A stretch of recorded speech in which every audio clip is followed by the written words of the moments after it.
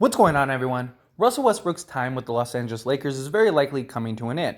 Now, of course, there's always the chance the Lakers end up keeping Russell Westbrook, but all signs kind of point to this marriage being over, right? Russell Westbrook even got the agent Jeff Schwartz in order to get a most value out of a buyout, because that's what Jeff Schwartz is known for. He is an agent that gets his players the most money in a buyout. And any place that Westbrook is traded to, they likely buy him out, and then he's going to go sign elsewhere. So even Westbrook, I think, believes that he's getting traded. Westbrook, there's even been reports that he wants out.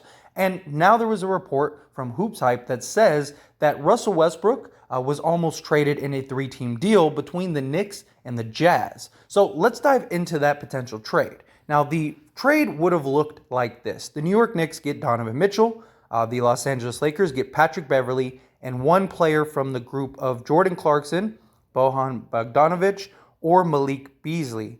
And the Utah Jazz get Russell Westbrook and significant draft compensation from the New York Knicks, right? So let's break this down a little bit. Obviously, the New York Knicks, they get their guy and Donovan Mitchell, who the Knicks really want. And not just that, but both the Knicks and the Jazz are both teams that have been linked to the Lakers in a potential Russell Westbrook trade. But both teams only want to do the deal if Donovan Mitchell is traded. Then they'd be willing to take on Russell Westbrook, right? Because at that point, the Utah Jazz are on a full rebuild, right? So they would want to unload some of the contracts, take back Russ, buy him out. They get some picks in the process. They're a tanking team. They don't care. And then the Knicks, they need to move off some of their salary. Julius Randle, Derrick Rose, Evan Fournier, a package like that. But in this trade, the Lakers would be taking on pieces not from the Knicks, but from the Utah Jazz. And the reason that this was kind of discussed is because the Knicks get to keep their kind of pieces and their kind of core, and then kind of can figure out what they want to do. If they want to keep them, at least run it for a year, see how this team looks, and then if they need to, they can start moving off of guys like Julius Randle, Evan Fournier, etc. Not just that, but there's 1 year less on all of those contracts, and there's no one else that the Knicks are going to be able to get this season that's going to be that big of an improvement.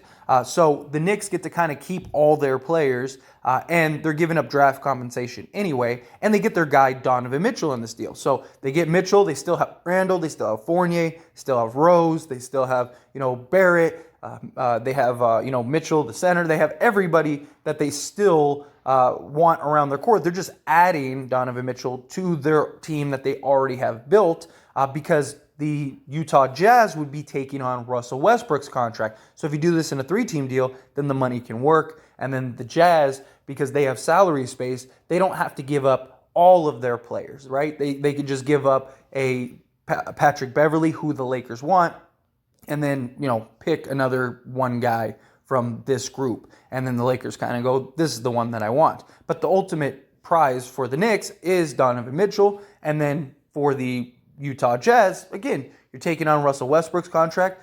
You're giving more draft picks, because you might be thinking, like, where all the draft picks come? All the draft picks are coming from the Knicks, because the Knicks get to keep their players, they get to keep their guys, and then the Lakers basically are they're the facilitator in this deal, right? The Lakers are, instead of the Knicks having to send a bunch of players to the Utah Jazz, they get to keep all their young guys. They get to keep Grimes. They get to keep, Quickly. They get to keep all their pieces.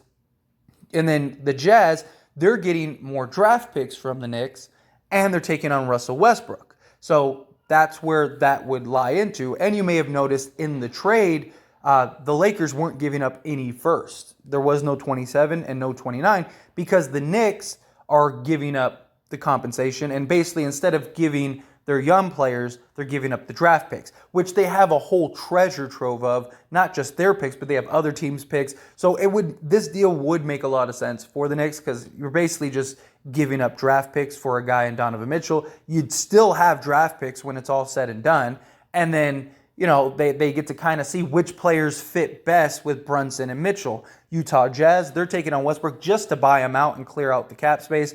If they're trading Mitchell, full-on rebuild, so they would be willing to do that. They get their draft picks, they get their compensation. Maybe they kind of work out a deal to where they get a young guy, or maybe, the Lakers throw in a THT or something to get get maybe another piece, say a Beasley and a Bogdanovich, something like that, just so that way they get some young assets.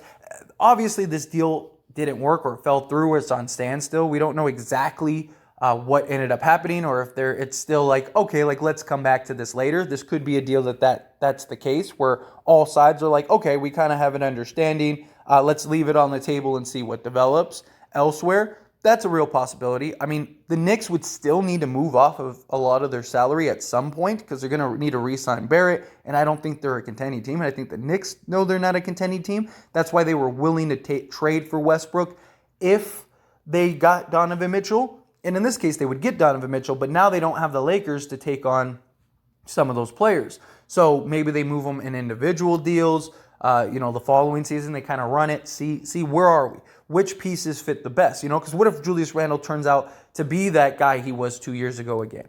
And now you got him, you got, Brunson, you got Donovan Mitchell, and you have R.J. Barrett, and like you're a really solid team. Like, what if you're like the 4 seed in the East this year? It's like, okay, we only need like a piece or two away. Let's go get like a defensive guy and like a upgrade at center. Maybe go get it like a Miles Turner in the offseason because he's a free agent. So let's clear some cap space, stuff like that, and like boom, there we go. Like it just gives them options. The Jazz, they just want picks and players and young players. They don't want to take on bad salaries, which is why the Knicks deal could get difficult, right? Because the Knicks, they likely want to move off of like a Randall or a Fournier or something like that in the deal. But if you're the Utah Jazz, you don't want any of those players. You don't want any long-term salary. You're a team that's trying to rebuild. You want young players. You want draft picks. You want to be able to keep cap space open to add other assets. Because what happens if next season, another star that is on a bad contract or another mid-tier guy that's on a bad contract and a team needs to move off of them? If you're the Utah Jazz, you're like, hey, we got cap space. Give us 2 firsts. We'll take that player from you. The Jazz want the flexibility and the assets for the future. Because all you got to do is hit on, 2 or 3 of those guys and you still have, 10 first-round picks. You can go package those to go get another star. And now Utah expedited the rebuild in a couple years. Like that's usually the goal. That's the idea. So Westbrook would be gone. Now from the Lakers side, Lakers would get, Patrick Beverley and then Jordan Clarkson, Malik Beasley, or Bogdanovich. But again, Lakers aren't giving up any first-round picks or any young players. They're just basically giving up Westbrook. Here you go, and it's done. So yeah, it would be great to get Patrick Beverley. Don't get me wrong, and then say like a Malik Beasley or a Bogdanovich. But maybe if you're like, hey, we'll give you 1 first-round pick, kind of entice the pot. Like Utah, like you're trying to rebuild, right? We'll give you. You're gonna get all those draft picks from the Knicks. We're gonna give you Westbrook in this deal. We'll throw you, say, a THT and a first-round pick, and give us, Patrick Beverley, Malik Beasley, and Jordan Clarkson, or give us, Patrick Beverley, Malik Beasley, and Bogdanovich.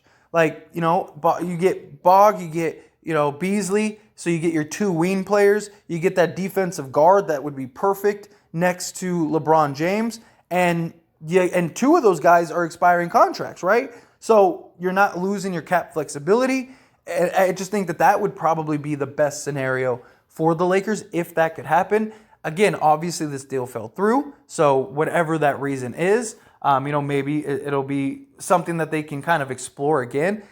A lot of these teams, they're waiting on Kevin Durant. A lot of these teams are waiting to see what develops with Kevin Durant before anyone really pulls the trigger on any trades or any deals.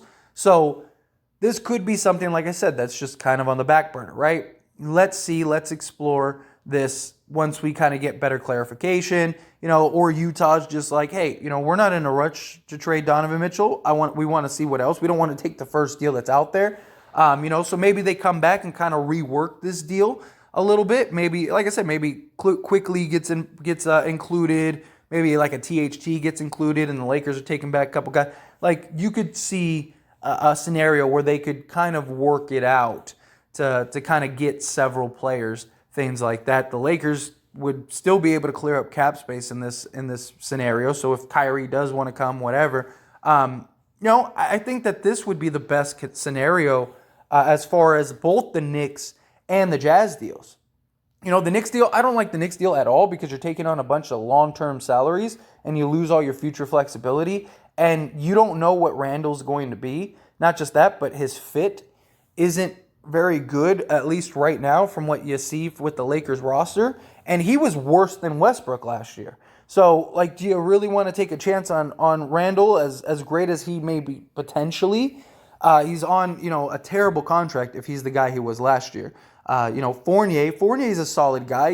He's basically the same thing you'd be getting in a Buddy Hield trade. Plays better defense. So you're getting that shooter. Okay, Fournier, I kind of understand. But again, do you really want that salary on your books? Rose would be pretty solid. He'd be a solid backup guard. But you already have so many guards, and you have Kendrick Nunn who can kind of slash and do the same things. So it's do you really need that? Where the Jazz, they got two great shooting wings that would be great on this team that both could start. You get a guy in Patrick Beverley who could, be that bulldog, that, the guy that is the enforcer on this team, because the Lakers don't really have one of those, so you go get Patrick Beverley who he's the guy that can go get you that technical, that can be your sort of goon and just get under people's skins. That would be great to have. So the Utah deal, I'm not completely against. It's just Utah is only going to do a deal if they trade Donovan Mitchell. So it's how do the Lakers, how do you work that out? Well, you just do it with all three teams. So I do think the idea makes sense. And hopefully they can kind of go back to the drawing board and maybe kind of work a couple pieces out to kind of make it work. So anyway, as always, this is a discussion, so I pass the question on to you. Let me know your thoughts and opinions down in the comment section below. What do you think about this proposed trade? This was something that they talked about weeks ago based on the report. So, it's been a while since then. But also the Knicks and the Jazz haven't had a conversation based on reports in weeks. So maybe this was the deal. Maybe this was the conversation. Because the Knicks made an offer, and that offer was considered a lowball offer. That wasn't a real offer. It was kind of like a joke based on reports again. And, that the Jazz just laughed at it and thought it was, a silly deal. But that's kind of how this goes, right? You throw in you got $100 item, I'll offer you 10, and then you laugh at it and go, no way, the lowest I'll take is 90. Okay, well, would you take 50? And you just kind of find that medium spot. That's usually how these trade talks go. So maybe that was the initial talk, and the Knicks were we don't want to give up, our young guys. Oh, the Lakers, they would be willing to take on Westbrook. We could get him and, give up a couple more draft picks. And then they take Westbrook, and we so the 2 first that the Lakers would give up, we'll just give them, that kind of thing. So maybe that's something that works out. But anyway, however you feel about it, let me know your thoughts and opinions down in the comment section below. And also, let's say this deal did go through right now as it was proposed, right? So you get Patrick Beverley and one of Jordan Clarkson, Beasley, and Bogdanovich. Which of those 3, one of them, would you want? Which of those 3 would you choose on top of Patrick Beverley in this deal, if the deal was as it currently is? Now, like I said, I think the Lakers could throw in a first, or maybe a couple seconds, or a THT or something to maybe get one of those other guys. And maybe you could get 3 players in the deal. That's a possibility. But anyway, however you feel about it, let me know your thoughts and opinions down in the comment section. That being said, hit that like button. Helps me out a lot. Lets me know you enjoy these types of videos, and I truly appreciate it. If you're not subscribed to the channel, hit that subscribe button, followed by the bell notification. Stay up to date with all things sports. Join this wonderful community and all of our discussions. I'll see you all in the next one. Thank you.